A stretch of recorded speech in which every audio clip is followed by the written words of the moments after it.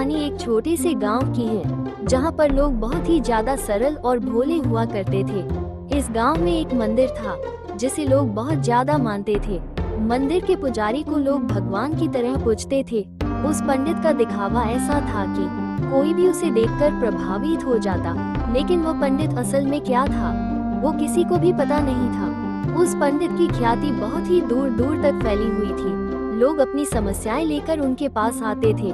पंडित लोगों को झूठा आश्वासन देते, मंत्र बोलते और उनसे पैसे ऐड कर उन्हें वापस भेज देते थे। लोग मानते थे कि मात्र उनके आशीर्वाद से सब कुछ ठीक हो जाएगा। गांव वालों के बीच पंडित का सम्मान बहुत ही ऊंचा था और लोग आंख बंद करके उन पर विश्वास करते थे। उसी गांव में एक बहुत ही गरीब किसान अपनी पत्नी नींबू के साथ रहा करता था। टमाटर की आर्थिक स्थिति बहुत ही ज्यादा खराब थी और ऊपर से बारिश न होने की वजह से उसकी फसल भी बर्बाद हो चुकी थी। टमाटर और उसकी पत्नी नींबू बहुत ही ज्यादा परेशान थे और ऊपर से कर्ज भी बढ़ता ही जा रहा था। अरे सुनिए जी, मैंने सुना है कि हमारे गांव में जो पंडित हैं, उनके पास जो भी जाते हैं, उनकी सारी समस्याएं दूर हो जाती हैं। तो आप ही एक बार वहां पर जाकर देखिए ना, शायद हमारी भी समस्या दूर हो जाए। हाँ नींबू, सुना तो मैंने भी है। ठीक है, मैं आज ही उनके पास चला जाऊंगा, लेकिन वहाँ पर जाने के बाद पंडित जी को दान में तो कुछ देना पड़ेगा ना, और हमारे पास तो कुछ भी नहीं है। अरे आप बिल्कुल भी चिंता मत कीजिए, मेरे पास गहने हैं ना, आप वो मेरे गहने लेकर जाइए। अरे नहीं नहीं, मैं तुम्हारे वो गहने नहीं ले सकता। वो तो तुम्हारे मायके वालों ने तुम्हें दिया था। मैंने तो तुम्हें आज तक कुछ भी नहीं दिया है। अगर मैं तुम्हारे वो गहने भी ले लूँगा तो मैं अपने आप को कभी भी माफ़ नहीं कर पाऊँगा। नहीं नहीं, ये मुझसे नहीं हो पाएगा। गहने लोग खरीदते क्यों हैं? ताकि बुरे वक्त में उसके काम आ सके। और अगर आप ये गहने नहीं लेंगे तो फिर रखे रखे क्या होगा? गहने यूं ही पड़े ही रहेंगे क्या? इससे अच्छा तो आप ये गहने लेकर जाइए, कुछ काम तो आएंगे। टमाटर ना चाहते हुए भी वो गहने रख लेता है और फिर कहता है, ठीक है नींबू, तुम इतना बोल ही रही हो तो मैं वो गहने लेकर पंडित जी को दे दूँगा।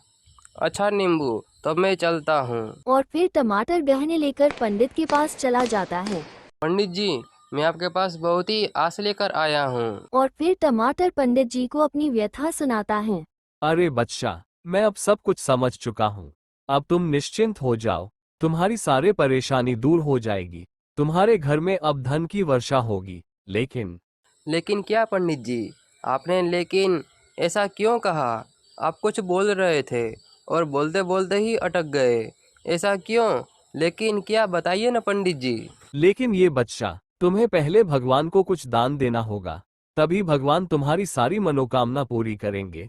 तुम सबसे पहले भगवान को कुछ दान में दो। ठीक है पंडित जी, यह लीजिए, यह मेरी पत्नी के गहने हैं, इसे आप रख लीजिए। अरे ये तुम क्या बोल रहे हो? ये सब मुझे नहीं चाहिए। ये सब तुम भगवान के चरणों में रख दो, तभी तुम्हारी सारी मनोकामना पूरी होगी। जाओ अपने हाथों से इसे भगवान के चरणों में रख दो। और फिर टमाटर उस गहने को मंदिर में रख देता है। ठीक है बच्चा, अब तुम वापस अपने घर चले जाओ। अब तुम्हारी सारी मनोकामना पूरी हो जाएगी। और फिर टमाटर अपने घर चला जाता है। Later. अजी, आपने तो कहा था कि हमारे घर में धन की वर्षा होने वाली है, लेकिन अब तो 1 महीना हो चुका है। उल्टा हमारे ऊपर कर्ज का बोझ और बढ़ चुका है। यह क्या हुआ? पंडित जी का आशीर्वाद हमें लगा क्यों नहीं? हमारी तरक्की की बजाय दुर्गति कैसे हो गई? मुझे तो कुछ भी समझ में नहीं आ रहा है। आखिर ऐसा हमारे साथ क्यों हुआ? मैंने तो पूरी श्रद्धा के साथ भगवान को सोने के गहने चढ़ाए थे, फिर भी हमें भगवान का आशीर्वाद क्यों नहीं मिला? टमाटर की फसल पूरी तरह से नष्ट हो चुकी थी और तो और कर्जदार भी टमाटर के घर आकर अपना पैसा मांगने की धमकी देने लगे। सुनो टमाटर, मेरा पैसा जल्द से जल्द मुझे लौटा दो, वरना ठीक नहीं होगा। मैं तुम्हारा सामान सहित तुम्हें मैं घर से बाहर फेंक दूंगा। इसलिए इससे अच्छा तो ये होगा कि तुम मेरा पैसा जल्द से जल्द लौटा दो। अरे यह क्या हो गया जी? हमारी समस्याएं हल होने की बजाय उल्टा और बढ़ चुकी हैं। अब हम क्या करेंगे? नींबू, तुम बिल्कुल भी चिंता मत करो। आज ही मैं पंडित जी के पास जाता हूँ और उनसे पूछता हूँ कि हमारी समस्या हल क्यों नहीं हुई। और फिर टमाटर इतना बोलकर पंडित जी के पास चला जाता है। अरे पंडित जी, आपने जो भी कहा मैंने पूरी श्रद्धा से किया, लेकिन पता नहीं फिर भी हमारी समस्याएं कम होने के बजाय उल्टा और बढ़ ही चुकी है। अब आप ही बताइए मैं क्या करूं? अरे बच्चा, मुझे लग रहा है कि तुम्हारी श्रद्धा में कमी है। तुम्हें थोड़ा और भगवान को प्रसन्न करना होगा। इसके लिए तुम्हें थोड़ा सा और दान देना होगा, तभी तुम्हारी सारी समस्याओं का हल होगा। ठीक है पंडित जी, मुझे थोड़ा सोचने का समय दीजिए। अभी तो मेरे पास कुछ भी नहीं है, लेकिन अगर मुझे कुछ भी दान देना होगा तो मैं कल सुबह ही आपके पास में आ जाऊंगा। ठीक है बच्चा, अभी तुम अपने घर चले जाओ। और फिर टमाटर अपने घर चला जाता है। फिर टमाटर घर जाकर नींबू को सारी बात बताता है। अजी, ये क्या हो गया? अब हम पंडित जी को दान में कहाँ से देंगे? हमारे पास तो कुछ भी नहीं है। अरे नींबू, मैं क्या करूं? मुझे तो कुछ भी समझ में नहीं आ रहा है। एक तो पहले ही मैंने तुम्हारे गहने पंडित जी को दान में दे दिया है, जिसका अफसोस मुझे आज तक है। और अब पता नहीं चल रहा है कि पंडित जी को और दान में कहाँ से दूं।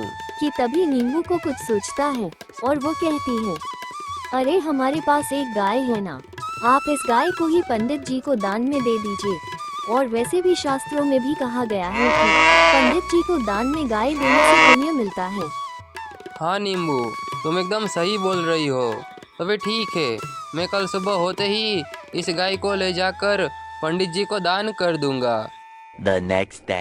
अगले दिन सुबह होते ही टमाटर गाय को लेकर पंडित जी के पास चला जाता है और पंडित जी से कहता है, अरे पंडित जी, इस गाय को मैं दान में देने के लिए लाया हूँ। अब तो मेरी समस्या हल हो जाएगी ना? हाँ हाँ टमाटर, बिल्कुल। अब तो तुम्हारी सारी समस्या हल हो गई समझो।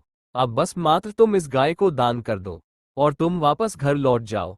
तुम्हारी सारी समस्या हल हो जाएगी। अब तुम निश्चिंत हो जाओ। ठीक है पंडित जी, इस गाय को अब आप ही संभालिए। अब ये गाय आपका हुआ। अब तुम निश्चिंत होकर वापस अपने घर लौट जाओ। अब तुम्हारी सारी समस्याएं हल हो जाएगी।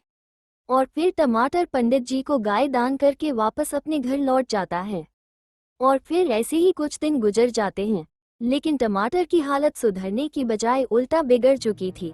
टमाटर के ऊपर कर्ज का बोझ और बढ़ चुका था, जिसकी वजह से टमाटर और नींबू बहुत ज्यादा परेशान हो जाते हैं कि तभी वहां पर कर्जदार भी अपना पैसा लेने के लिए आ जाता है। टमाटर, अब बहुत हुआ। अब मैं तुम्हें और समय नहीं दे सकता। अब बेहतर यही होगा कि तुम अपना घर खाली करके यहाँ से निकल जाओ। अब मैं तुम्हें 1 मिनट का भी समय नहीं दे सकता। टमाटर और नींबू उसके सामने बहुत ही मिन्नतें करते हैं, लेकिन वो उसकी एक नहीं सुनता और उन दोनों को धक्के मारकर वहाँ से निकाल देता है। टमाटर और नींबू घर छोड़कर वहाँ से चले जाते हैं। अजी, यह क्या हो गया हमारे साथ? इससे अच्छा तो पहले था। पहले हमारे पास घर तो था, लेकिन अब तो घर भी नहीं रहा। इससे अच्छा तो हमने खुद कुछ मेहनत कर लिया होता तो आज इतनी बुरी हालत नहीं होती। लेकिन हम थे कि उस पंडित की बातों में आ गए। मुझे तो वो पंडित ढोंगी लग रहा है। हाँ नींबू, तुम एकदम सही बोल रही हो। काश हमने उस पंडित जी को उतना सारा दान में नहीं दिया होता तो आज हमारी यह हालत नहीं होती। हमारी हालत के पीछे हम खुद ही जिम्मेदार हैं। और फिर टमाटर और नींबू जैसे तैसे करके अपना गुजारा करते हैं। इसी बीच गांव में कुछ अजीब घटनाएं होने लगी। सबके घरों में से कीमती सामान की चोरियां होने लगी।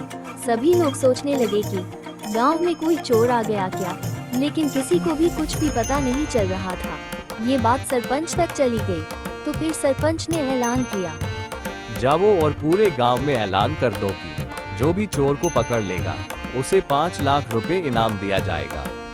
और फिर चोर को पकड़ने का ऐलान पूरे गांव में करवा दिया गया। ऐसे ही कुछ दिन गुजर गए, लेकिन चोर किसी के भी पकड़ में नहीं आया। ऐसे ही एक रात टमाटर ने पंडित जी को किसी के घर में चुपके से घुसते हुए देखा। अरे नींबू, यहाँ पर देखो, पंडित जी किसी के घर में घुस रहे हैं। मुझे लग रहा है कि यही चोर है। चलो इसे पकड़कर हम सरपंच जी के पास लेकर जाते हैं। और वैसे भी पंडित जी से तो हमें पुराना बदला भी लेना है ना। और फिर यहाँ पर पंडित जी लोगों के घर में से कीमती सामान चुरा ही रहे थे कि टमाटर और नींबू उसे रंगे हाथों पकड़ लेते हैं और वो दोनों जोर से चिल्लाने लगते हैं, जिससे वहां पर लोग जमा हो जाते हैं। पंडित जी को चोरी करता हुआ देख सभी लोगों को बड़ा ही आश्चर्य होता है और फिर सभी लोग पंडित जी को खूब मारते हैं और उन्हें सरपंच जी के पास लेकर चले जाते हैं। तुम पंडित होकर लोगों के घर में चोरी कर रहे थे, तुम्हें जरा सी भी शर्म नहीं आई। और फिर सरपंच जी उस चोर को पुलिस के हवाले कर देते हैं। टमाटर, तुमने आज चोर को पकड़कर पूरे गांव पर बहुत ही बड़ा एहसान किया है, इसलिए इस पर रखा हुआ इनाम तुम्हें ही मिलना चाहिए। ये लो, इसमें 5 लाख रुपए है। आपका बहुत बहुत धन्यवाद सरपंच जी। अरे, इसमें धन्यवाद की कोई बात नहीं है। अब ये पैसे तुम्हारे हुए, अब इसका तुम जो भी करना चाहो तुम कर सकते हो। नींबू और टमाटर को 5 लाख रुपए इनाम मिल जाते हैं। इससे वो दोनों एक अच्छा सा बिजनेस कर लेते हैं और खुशी खुशी रहने लगते हैं।